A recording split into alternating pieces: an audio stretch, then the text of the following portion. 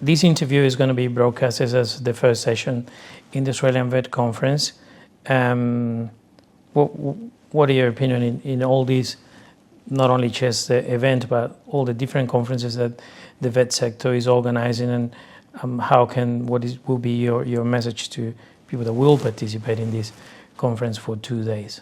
Yeah, I think conferences like this one are incredibly important. I go to a few of them in my capacity right now, and I get something out of all of them. I'm sorry I can't be physically present on the 12th and the 13th. I've got some parliamentary responsibilities that get in the way. But what really matters, I think, even in an increasingly digital connected world, is the possibilities that come from direct engagement. Building closer relationships, strengthening networks, finding ways to have shared understanding in a way that doesn't always happen through screens or other methods. I think now it's also a time for us to think about the journey that we're on in terms of the Australian vet sector. I like to think of the last term of Parliament, our first term of government, as a term of consolidation and rebuilding. Now, with that rebuild well in progress, it's a chance to think about what's next.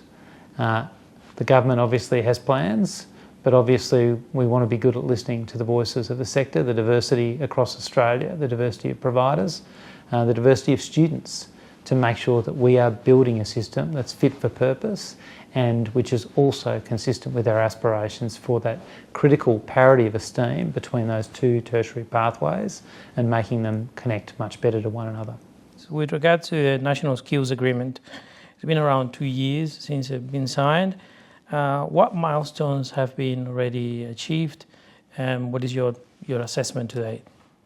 Yeah, look, that's a great question, and I might make two broad observations at the start and then go into the detail of your question. The first one is to reflect on how significant it was that my predecessor, Brendan O'Connor, was able to get all Australian jurisdictions together to sign a National Skills Agreement after pretty much a decade without one, without that coordinated and focused national effort on an area that's of enormous national importance, which shapes the lives of every Australian.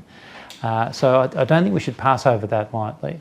The second thing is that I'm very actively thinking now, as I work my way through the progress of the current agreement, to start thinking about what the next agreement will look like, informed by my appreciation of how the current one is working. And with that in mind, I think there are some really obvious markers. Through the agreement, we've now got in place a national TAFE network, a really significant step forward to a more joined up vet system, which of course in turn opens up some of the possibilities of a genuinely harmonised Australian tertiary education system.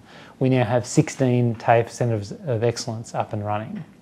We've seen real progress in terms of the way in which our shared sense of national priorities have brought ministers from around the jurisdictions together.